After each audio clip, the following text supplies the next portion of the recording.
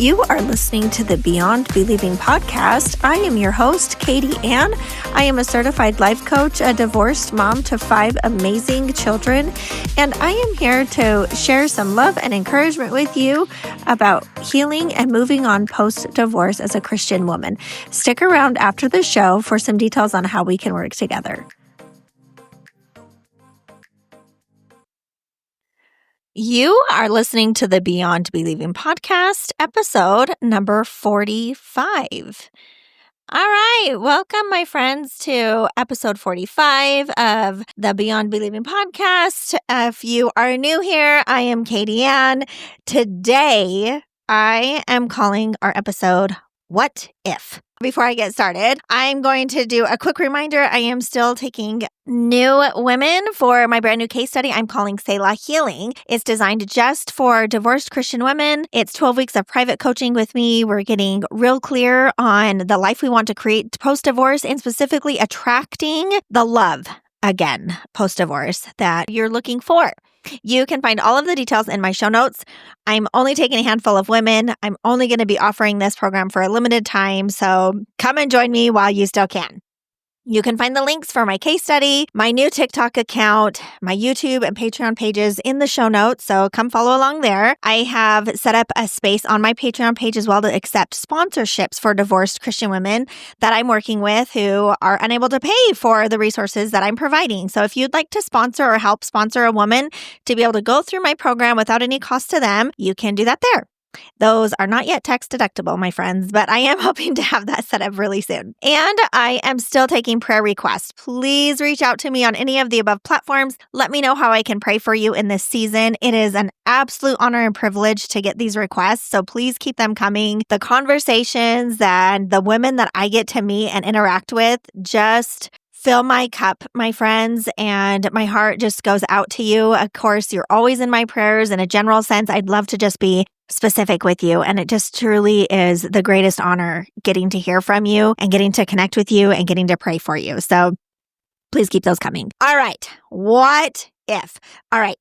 Now, this came to me the other day because I was kind of in my own little thought spiral land. I was kind of stuck in this little what if pity party for myself the other day. And it reminded me of a coaching lesson that I had with my coach several years ago when I had first fallen into the lap of coaching, in the realm of coaching.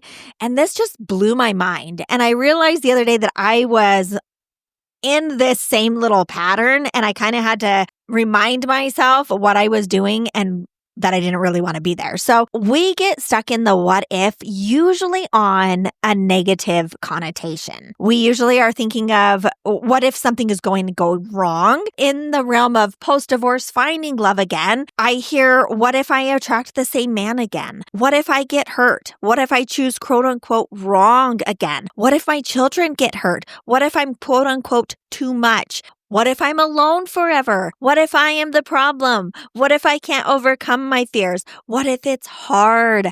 What if I've missed my opportunity? What if I can't find a godly man? And on and on. These are just some of the ones that I have heard specifically in conversations working with women. I'm going to get into later where this takes us. But what if can also be a positive connotation. We can also look at the positive side of what if in the unknown, because none of us know the future, my friend. But what if it all works out better than you can imagine? What if God is working behind the scenes? What if you're exactly where God wants you to be? What if you have more work to do? That is really satisfying and rewarding. What if God is not withholding any promises from you, but preparing you for His promises?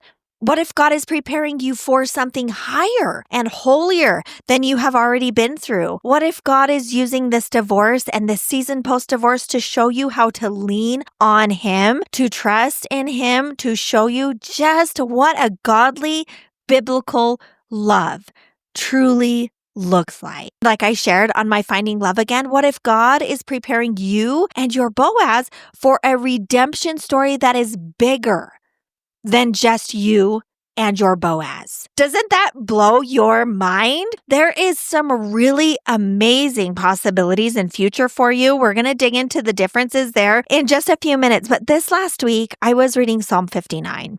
And as I was reading this psalm, I just couldn't help but think about how this relates to our thoughts. So this is a psalm from David about deliverance from his enemies. And I just couldn't help but think that how this relates to our thoughts. We know we're supposed to take every thought captive. In 2 Corinthians 10:5, it says, we destroy arguments even in our own minds, not necessarily with other people. We destroy arguments and every lofty opinion raised against the knowledge of God, and we take every thought captive to obey Christ. That is powerful, friends. We need to take every thought captive because we want to obey Christ and have the knowledge of God in us. We can't have the knowledge of God with us if we're not taking the deceptions in our mind, the lies in our mind, captive. We know we're supposed to be putting on the helmet of salvation as part of the armor of God in Ephesians 6. We know that our thoughts and our hearts deceive us, but how often do we put this into practice in our lives? Do you truly believe you are allowing yourself to be deceived by your thoughts?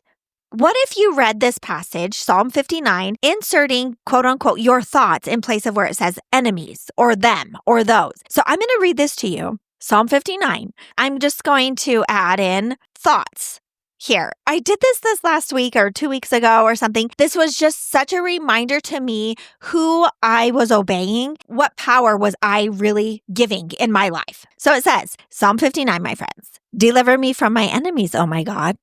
Deliver me from my thoughts. Protect me from those, my thoughts, who rise up against me.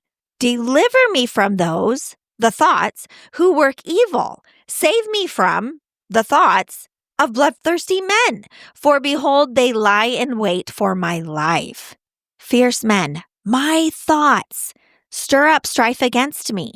For no transgression or sin of mine, O Lord, for no fault of mine, they run and make ready. Awake, come to me and see, you, Lord God of hosts, our God of Israel. Rouse yourself to punish all the nations. My thoughts, spare none of those, my thoughts, who treacherously plot evil. Selah. Each evening they, my thoughts, come back, howling like dogs and prowling about the city. There they, my thoughts, are bellowing with their mouths with swords in their lips. For who they, my thoughts, think, will hear us? But you, O Lord, laugh at them, my thoughts. You hold all of the nations, my thoughts, in derision. O my strength, I will watch for you. For you, O God, are my fortress. My God in his steadfast love will meet me. God will let me look in triumph on my enemies, my thoughts. Kill them not, lest my people forget. Make them totter by your power and bring them down, O Lord, our shield. And side note, do you really believe that God is your shield? Like, that is powerful, okay? All right, continuing on. For the sin of their mouths, the words of their lips, let them be trapped in their pride, my thoughts.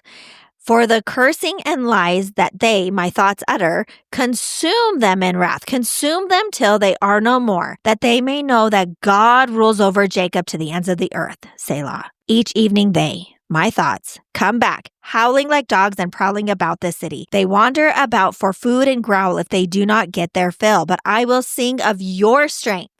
I will sing aloud of your steadfast love in the morning, for you have been to me a fortress and a refuge in the day of my distress. O my strength, I will sing praises to you, for you, O God, are my fortress, the God who shows me steadfast love.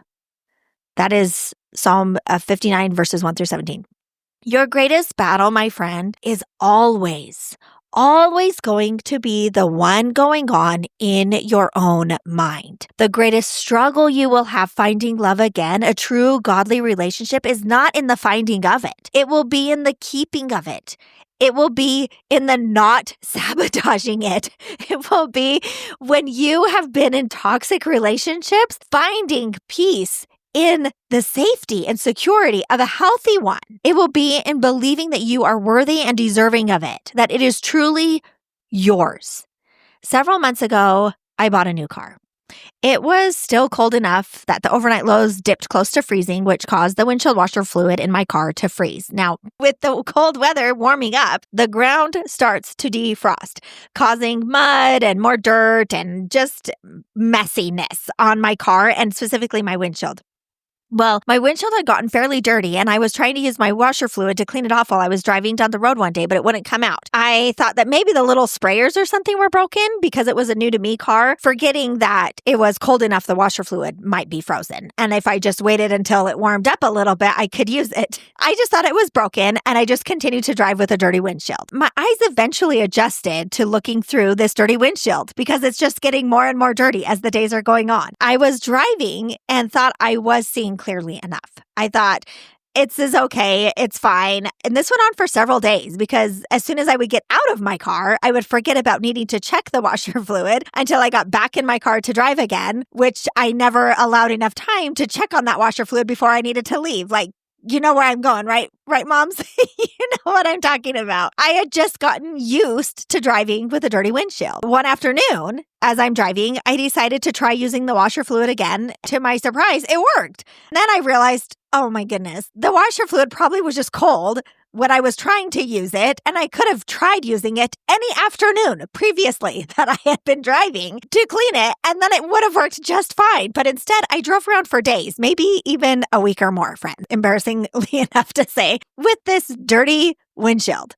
And then once it was clean, I realized how dirty it actually had become and how skewed my perception of the dirt had become. I had become so used to this dirty windshield, I just thought, I can see good enough. But then as soon as it was clean, I was like, oh my gosh, that was really bad, actually. Our thoughts are like this, friends. We get so used to carrying around a belief or a thought that we think we are seeing everything clearly or clearly enough. It isn't until we clean up our thoughts or have a new belief through the lens of God that we realize we had the wrong perspective all along.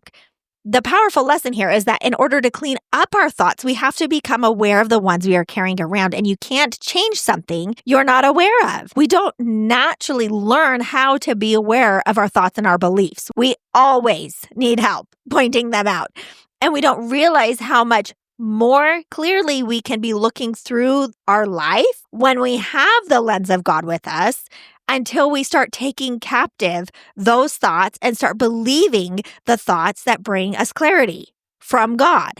If that all sounds very vague and obtuse, I'm going to clear it up for you. In all of our spinning in these what ifs that can go wrong in our lives, we're carrying around thoughts that keep us stuck in indecision, confusion, and overwhelm. None of those are fruits of the Spirit, my friends.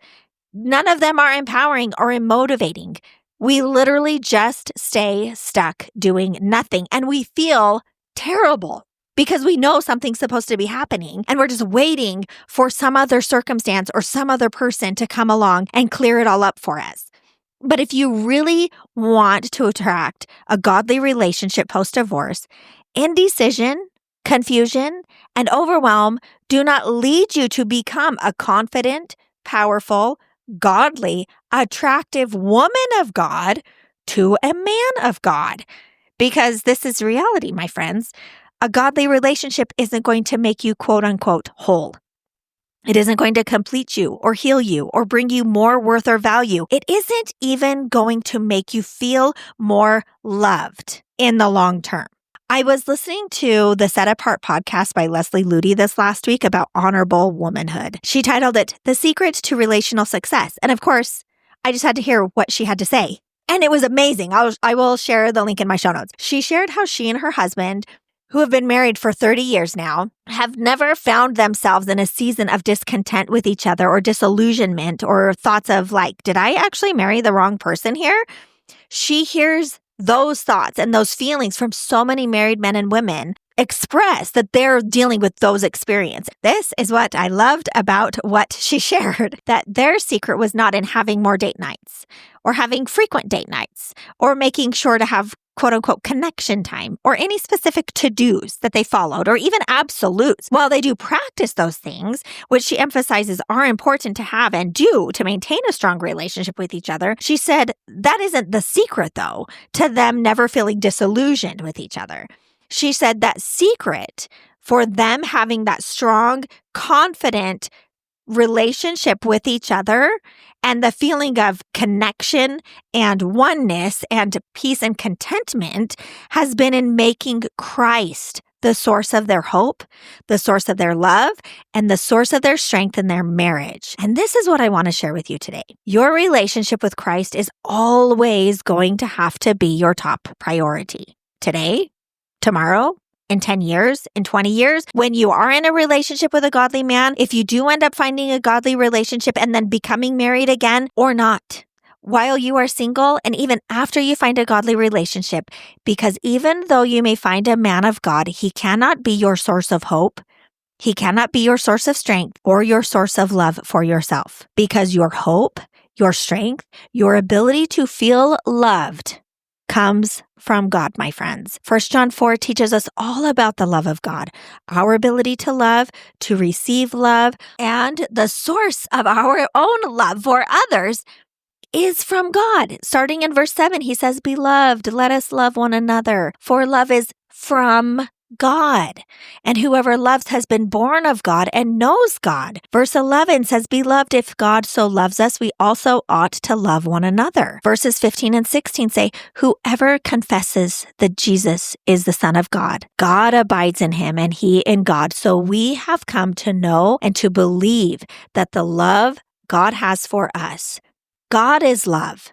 And whoever abides in love abides in God, and God abides in him." And verse 18, "There is no fear in love, but perfect love casts out fear. For fear has to do with punishment, and whoever fears has not been perfected in love." This does not say we come to know and believe love man has for us. It says the love God has for us. Our love for others and ourselves is a reflection of the love of God within us. It does not come from another human, my friend. It comes from God. You are going to have to decide to believe you are worthy of love, because you are. And then you have to live in that, regardless of who comes along in your life. And the enemy is going to challenge that belief continually. Verse 18 of this passage is one of my favorites and a powerful reminder that love does not reside in fear. And fear is not from God, because God is perfect and so is his love. While you are entertaining any of these what ifs in a negative scenario that could possibly go wrong in your future, you are entertaining some version of fear in your life. You are essentially saying to God, this is too hard for you to take care of in my life. But God reminds us in Genesis, is anything too hard for the Lord? And again in Jeremiah, nothing is too hard for you. That includes whatever obstacle you are facing in your life, including the belief that you are worthy of a godly relationship, that you are worthy of a godly love, including a belief of anything, my friend. I said it before and I'm going to say it again. I'm pretty sure there are no problems in God's world. And you, my friend, are a part of God's world. There is nothing he has not already written, nothing he does not know about, no solution he does not already have ready, no plan that is not complete. There is no answer he does not give or have. Just because it isn't happening your way doesn't mean it isn't his. What if all God has planned for you is just waiting for you to decide it is already yours and then to live like it is? Okay, I'm going to give you just an example about decisions, okay? When I found out I was pregnant with my oldest child, who just turned 19, by the way, and I'm just kind of freaking out about it. It's a whole nother thing. But when I found out I was expecting with her, I had struggled with my weight and my body image and my health my entire teenage years, my entire life. And I just decided I was not going to do this whole belief of I have to have a mom bod because I have a child. I decided that I could be healthy and strong and in shape even as a mom. And so I figured out how many extra calories I needed. I figured out what that actually looked like. I figured out what I could and could not do for exercise. And then I followed that. And I had to kind of learn and adjust it as I went along. I figured out how much weight is actually appropriate for my size and my age and my ability. And then what can I do to take care of my health, to be strong and healthy for my baby, so I could enjoy my life as a mom, as an individual, and still be a mother. And then I followed that. And then again, when I was 31-ish, I was diagnosed with rheumatoid arthritis, and I have a daughter who's profoundly deaf. She only uses American Sign Language to communicate. And when I was diagnosed with rheumatoid arthritis, I woke up and my fingers were just stiff and I couldn't bend them. So I couldn't even bend my fingers to communicate with my daughter. Now, she was only 4 at the time. And the look on her face when she realized that I was unable to bend my fingers to communicate with her, and I had just realized I can't bend my fingers to communicate with her, is an image in my mind that will live forever. And I decided right then and there, whatever was going on with me, I was not going to let that be an option. And when I was diagnosed with rheumatoid arthritis and given all of these options about what I can do and can't do, I was like, there is not an option on this planet where I will not be able to use my fingers to communicate with my child. And then I into research, what are some options for me? What are some treatment options? What can I do? And I just decided I was going to be able to communicate with my child. And I understand, friend, that it doesn't feel that simple. And maybe those feel like extreme examples. But what I want you to understand is your quality of relationships with yourself, with God, with your children, with a future godly relationship are also very important. It is a powerful decision for you to be able to create in your own life, and you do have that power and that choice. It is all work, friend. It is all quote unquote hard in some way. In fact, I decided this last week, I was just going to stop telling myself things are quote unquote hard because it's just life. Learning, growing, stretching, being refined is work, friend. But that doesn't mean it isn't from God. It's supposed to be uncomfortable. It's supposed to stretch you. You are supposed to learn how to do new things you've never done before. What if everything is exactly the way God has written it for you to be? I promise that if you will step into this space, you will find more peace, more strength, more hope, and more love than you can ever imagine. And if all of that feels like too big of a leap for you, just get curious by asking yourself, what if that is true? Or how might this actually be true? And just surrender to what God will show you and teach you. Okay, one last thought. One of my songs on my morning playlist is More Than Able by Elevation Worship with Chandler Moore. And as I was listening to this the other morning, this specific line caught my attention. It says, "Why do I talk myself out of seeing miracles?" I know I've listened to this so many times, but the other morning I just was like, why do I talk myself out of seeing miracles? Why am I doing that to myself in my own life? And friend, what if God is just waiting for you to surrender to seeing the miracles He has written in your life? Again. Or for the first time, seeing it for yourself. God can truly redeem all things. And one last side note, singleness is not inferior to being in a relationship, okay? I listened to this great sermon from Philip Anthony Mitchell called Marriage, Divorce, and Singleness. I will also link that in my show notes for you because it blew my mind about the perspective of a biblical divorce, singleness, and marriage. One of the best things you can do to start believing new things about finding and attracting a godly relationship is to fill your mind with godly truth. Focus on what you are doing to become the godly woman a truly godly man is looking for. I promise, my friend. His arrival in your life will no longer be the desire of your heart when you do this. When the desire of your heart is just to be with God and to be whoever He wants you to be, it truly will not matter anymore whether or not you have a physical relationship or not. Because in the end, if God isn't everything, nothing will ever be enough for you. Even in a relationship, even when you're in a relationship and you've been married for 30 years, like Leslie Ludy said, every single day, your hope and your strength and your desire has to be with God, whoever He wants you to be. Every single day. It doesn't end when you find a relationship. It just continues and changes. And you have to continue to put in the effort to build a relationship with God so that His love can fill you instead of looking to a man to fill you. Because reality is that man is not God. He is not capable of filling you and loving you like God does. But His love will remind you of the love of God. The love that my Boaz has to share with me reminds me and points me to the love God has for me. Not because he's perfect, but because he is striving to follow and find and be filled with the love of God. So he is sharing with me the love of God that is in abundance from him.